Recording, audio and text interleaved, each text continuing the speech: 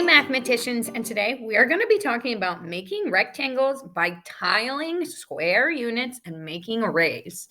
Before we get into this, let's talk about our I will statements and do a review activity. Remember, your I will statements are your goals for this lesson. They are what we are trying to work on and learn more about throughout our time together today.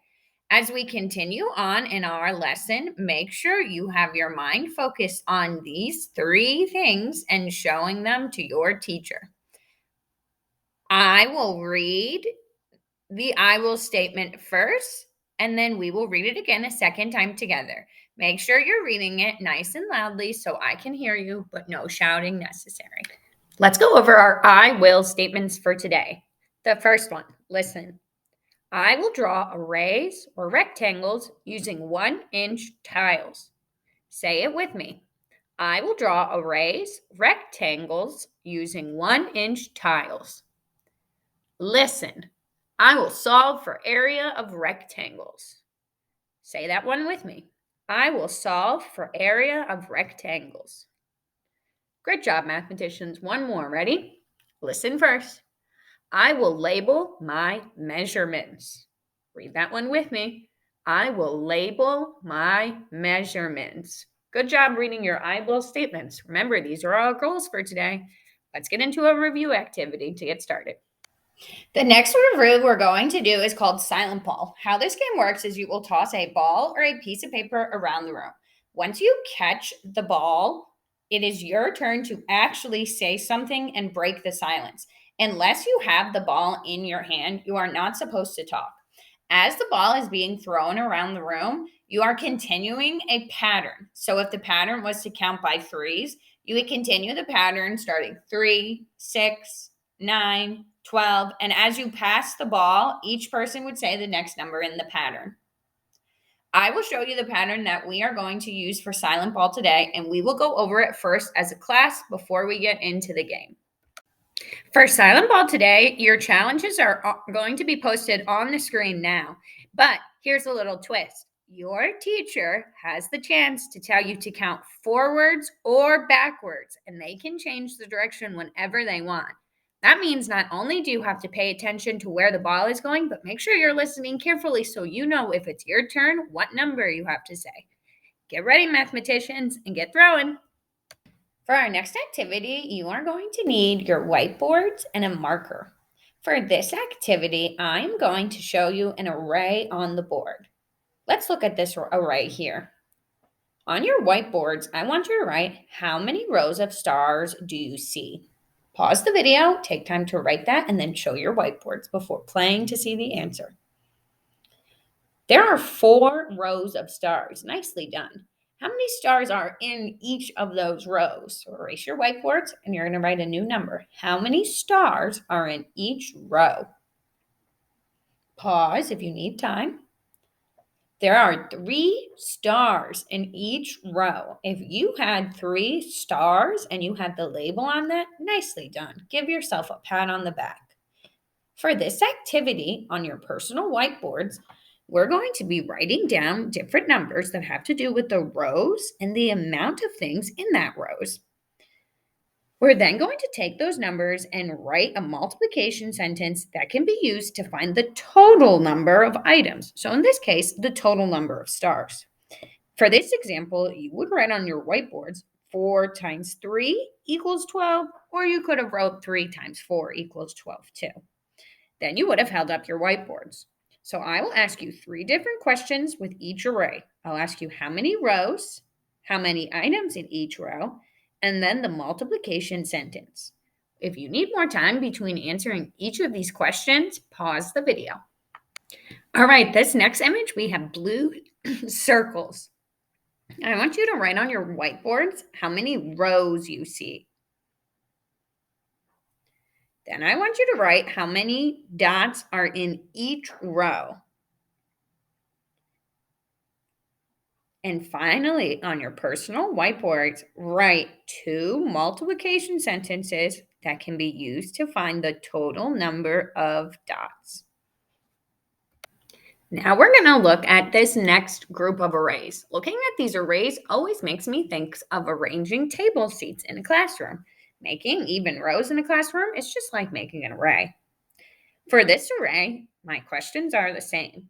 First, write how many rows you see. Then, write how many circles are in each row. Finally, write 2 multiplication sentences that can be used to find the total number of circles.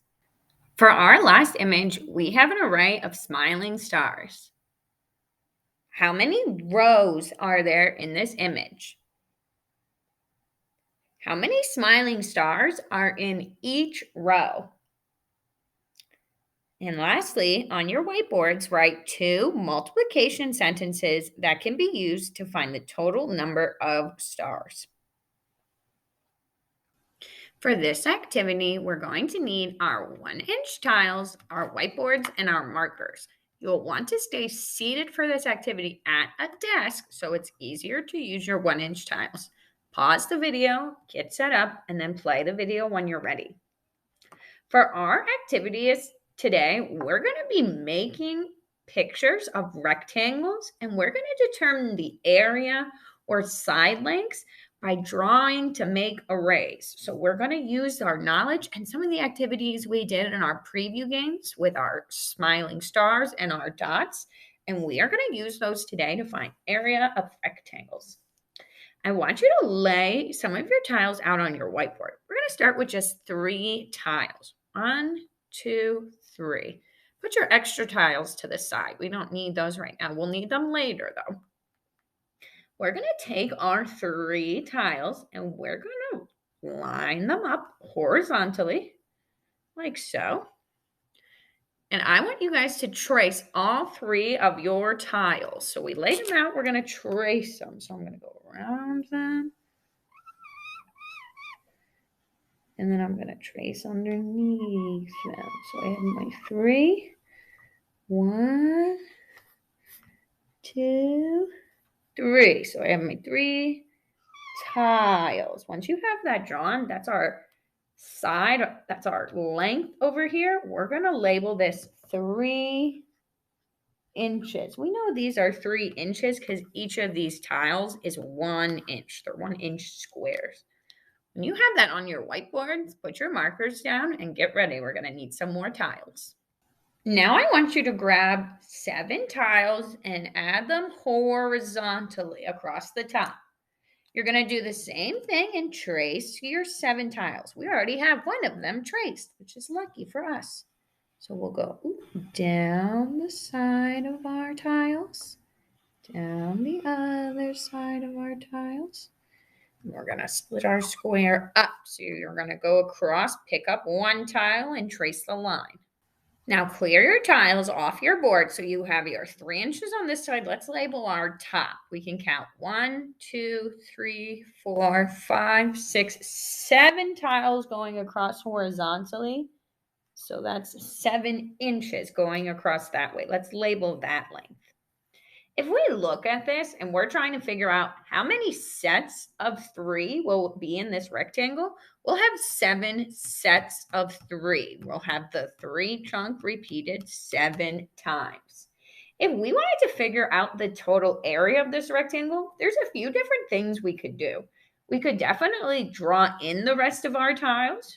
We could also do some multiplying or skip counting. Now, we might look at this and we might remember that to find area, we can multiply our 2 lengths together. So we could do 3 times 7. Everybody call out, what's 3 times 7? 21 inches. Nice. So we could do our math there, but if we didn't remember that, let's see if we draw out the rest of our tiles. If we make those 7 groups of 3 and count, let's see if we still get 21. So I'm going to draw my box down and over, down and over. And these don't have to be as straight, but if you want to take time and pause the video and trace your tiles, you can definitely take time to trace your extra tiles we're drawing in now.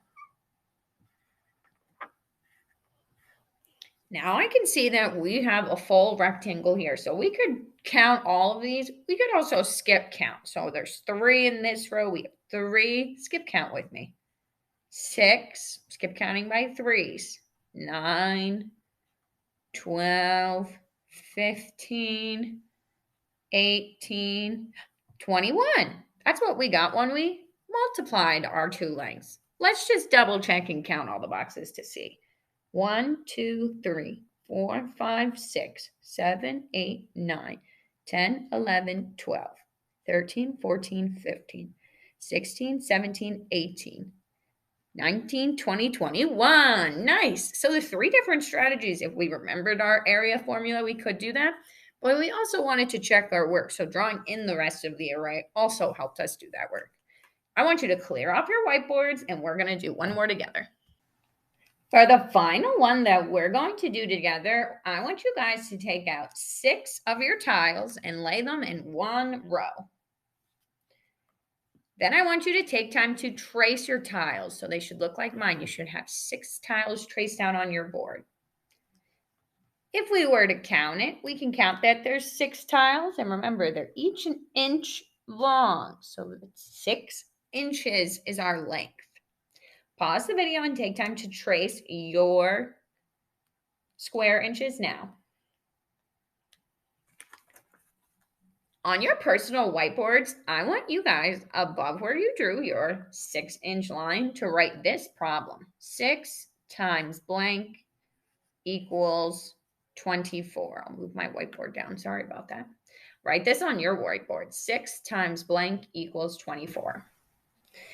If we wanted to figure out how we can use this equation to help us find the other length of this rectangle to get the area of 24, there's a few different strategies that we could do to approach it. So if we looked at this equation here, I know that the total area or the total number of squares that we should have should be 24. So I can add rows of 6 until we get 24. So I would add, we have 6 tiles here. We could keep going. I could add another row. 6 more tiles here. So 6 plus 6, we're at 12 tiles. Let me draw another row. If I add 6 more tiles, 13, 14, 15, 16, 17, we're at 18 tiles. Let's see what happens if I add one more row. 1, 2, 3, 4, 5, 6. Let's count them from 18, 19, 20, 21, 22, 23, 24. So by adding in those extra rows, I can add the rows and then we can count them. We have 1, 2, 3, 4 rows. We had to add 4 rows to get all the way up there. We also, on the side, we wrote every time we counted or added 6 tiles, how many of the totals of our tiles change. Or if you look over here, we skip counted by 6 until we got all the way to 24. And we counted 1, 2, 3, 4. We had to count 4, skip count by 4 numbers to get there. Some of us also may have been able to look at our original equation and think about our fast facts and know that 6 times 4 is 24. But they could also have checked their work by drawing in the picture or skip counting like some of us did too. So the other length of our side over here, the original question we were trying to look for, how many tiles go down the side? Everybody count with me. 1, 2, 3, 4. And what do we need on the back of that 4? Inches. Nicely done, mathematicians. You guys are going to practice more with finding area of shapes and also finding the missing side. Use your different strategies and good luck, mathematicians.